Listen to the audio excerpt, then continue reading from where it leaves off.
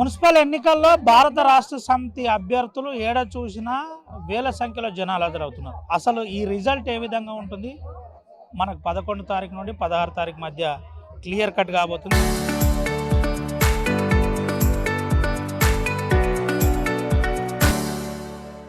అయితే మనం ఒకసారి చూపెట్టచ్చు. ఆర్టీవీ ఒకసారి గ్రౌండ్లో చూపెడుతుంది. వాల్క సుమన్ అటు కేతనపల్లి కావచ్చు, ఇటు చెన్నూరులో ప్రచారాల్లో వేల సంఖ్యలో పబ్లిక్ హాజరవుతున్నారు.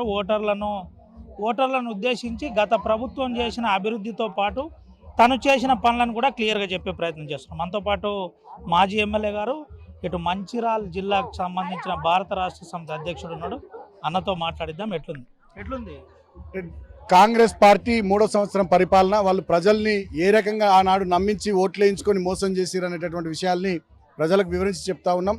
మీరే చూస్తున్నారు ప్రజాస్పందన ఎట్లుందో. ప్రజలు ఇంత రాత్రిపూట కూడా ఎట్లా మా సభలకు వస్తూ ఉన్నారో, కాంగ్రెస్ పార్టీ మీద ఎట్లా ఆగ్రహాన్ని వ్యక్తం చేస్తూ ఉన్నారో అర్థమవుతా ఉంది.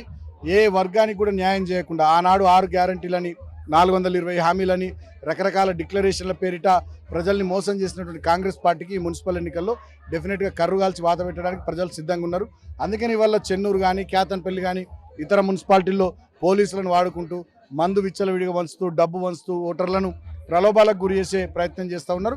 బట్ ఫెయిర్గా ఎలక్షన్ జరిగితే డెఫినెట్గా కాంగ్రెస్ పార్టీ కనుమరుగు కావడం ఖాయం. ఎట్లుందన్న అంటే ఇప్పటికే మీరు సర్వేలు చేపిస్తున్నారు, కేతనపల్లి ఒక క్లారిటీ వచ్చిందని అంటున్నారు. చెన్నూరు పరిస్థితి ఏంటి, ఎట్లుంది? డెఫినెట్గా చెన్నూరు, కేతన్పల్లి 2 మున్సిపాలిటీలు మేము గెలుస్తామని నమ్మకం ఉంది.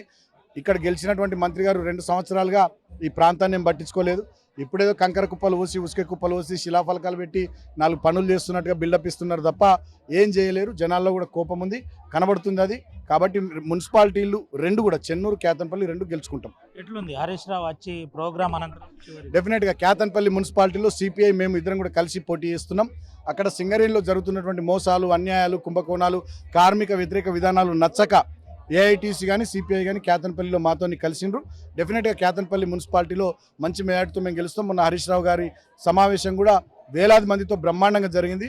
అద్భుతమైనటువంటి ప్రజాస్పందన ఉంది. ఖచ్చితంగా 2 మున్సిపాలిటీలు గెలుస్తామనే నమ్మకం నాకు ఉంది. అధ్యక్షుడిగా చివరిగా మీ మున్సిపాలిటీలో బెల్లంపల్లి, మంచిర్యాల కార్పొరేషన్, మీ 2 మున్సిపాలిటీలో ఏం చెప్తారు ఈ ఓటర్లను? ఒకటే ఆలోచించమని కోరుతా ఉన్నాం. 3 సంవత్సరాల కాంగ్రెస్ పాలన ఒకసారి మనం నమ్మి ఆశపడి అటు ఓటేసి మనం 3 ఏళ్ల నుంచి చూస్తున్నాం కాంగ్రెస్ పార్టీ చేస్తున్న మోసాలు.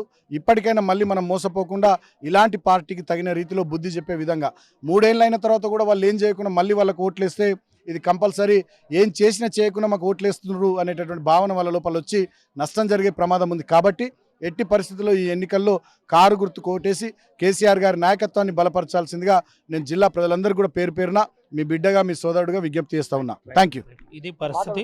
జిల్లా ప్రజలందరూ కూడా సహకరించాలి, పేరు పేరున అందరూ సహకరించాలి. గత ప్రభుత్వం చేసిన అభివృద్ధి గురించి తమ చెబుతూ ఓట్లు అడుగుతున్నామని బీఆర్ఎస్ అధ్యక్షుడు బాల్క సుమన్ చెప్తారు. సుమన్తో రవినాయక్, ఆర్టీవీ, ఆదిలాబాద్. చరిత్ర సృష్టించినోడు ఇప్పుడు ఆ చరిత్రని తిరగరాయబోతున్నాడు. అబద్ధాల గోడల్ని బద్దలు కొట్టి నిజాలను రాగా మీ ముందుంచబోతున్నాడు.